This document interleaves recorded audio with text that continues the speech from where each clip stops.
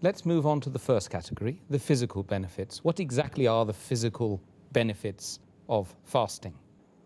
Since fasting mainly involves in abstaining from food, drink, and sex from dawn up to sunset, here we realize that the stomach is the main organ of the body which has the maximum diseases, maximum ailments.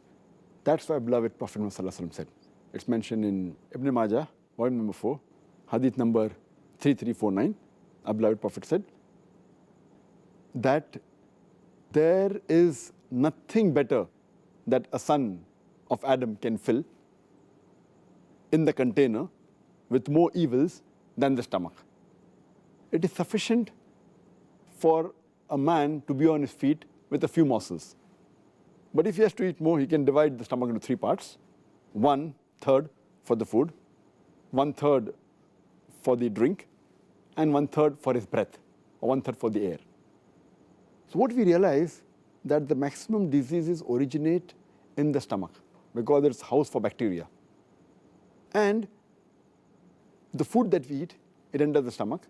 From the stomach, it gets digested, goes into the intestinal tract. Then the food nutrients enter the bloodstream and then goes to almost all the different organs of the body. And we realize that the stomach is working continuously throughout the life. It never gets any rest. When we fast, this stomach, which is a very delicate organ, though it's very delicate, it is a very complicated organ. It's delicate, at the same time, it's very important. It keeps on working throughout the day.